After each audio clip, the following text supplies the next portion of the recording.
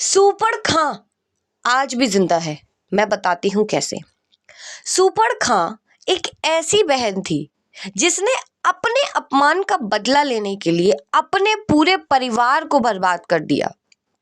मतलब अपने भाई को इतना ज्यादा उकसा दिया, मतलब एक शादीशुदा भाई को उसने ये कह दिया कि आपके पास कितनी सुंदर पत्नी है, आपके पास इतनी सुंदर पत्नी नहीं है जितनी उस सुंदर साधु के पास है। आप लंकेश्वर के राजा होकर आपके पास इतनी सुंदर पत्नी नहीं है। क्या एक बहन को ये शोभा देता है? अपने भाई के पास भाभी होते हुए वो अपने भाई से ये कह रही है कि आप उस लड़की को ले आओ। ऐसी बहन आपने कहीं देखी है? और उसका परिणाम क्या हुआ? उसका भाई मर के गया। उसका एक भाई नहीं, सारे भाई मर गए। मतलब पूरा कुल खत्म हो गया, पूरा वंश खत्म हो गया, कोई लड़का नहीं बचा, एक उस सुपड़ खां की वजह से। तो ऐसी बहन क्या आपने कहीं देखी है? अब मैंने आपसे पहले कहा कि सुपड़ खां आज भी जिंदा है, तो हाँ, सुपड़ खां जैसी बहनें आज भी जिंदा हैं। मैं बताती हूं कैसे। जब एक नंद अपनी भाभी की तुलना दूसरे की भाभी से करने लगे तो वो सुपड़ खां है। क्यों? क्योंकि वो अपने भाई को भड़का रही है दूसरे की पत्नी के लिए कि भाई देखो तुम्हारी पत्नी ऐसा कर रही है और उसकी पत्नी ऐसा कर रही है। ये एक बहन को शोभा देता है अपने भाई से कहना। तो ये सुपड़ खां है जो अपने भाई के परिवार को बर्बाद कर रही है। जैसे सुपड़ खां ने किया, भाई के पास बीवी होते हुए वो अपने भाई को कह रही है कि तुम्हारी बीवी इतनी सुंदर नहीं है जितनी उस साधु की बीवी है। तो ये सुपड़ खां ही तो है। फिर क्या होता है?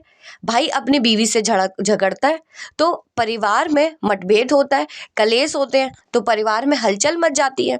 ना भाई सुखी ना भाभी सुखी।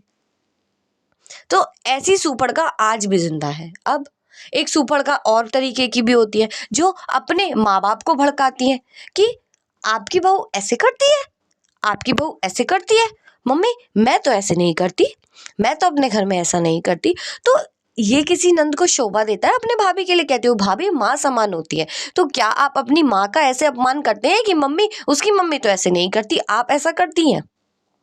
आप घर में ऐसे कलेश कराते हैं? नहीं। तो सुपड़ खां आज भी जिंदा है।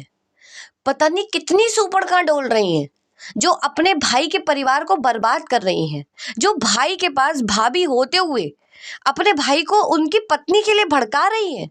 ये किसी बहन को शोभा नहीं देता। अपने मायके में बोलना एक लड़की के लिए शोभा नहीं देता। जब एक लड़की की शादी हो जाती है और शादी नहीं भी हो, कुंवारी नंद भी हो, तो उसे भाई भाभी के बीच में या माँ बाप के बीच में या सास बहू के बीच में मतभेद नहीं डालना चाहिए। ये बहुत गलत व्यवहार है।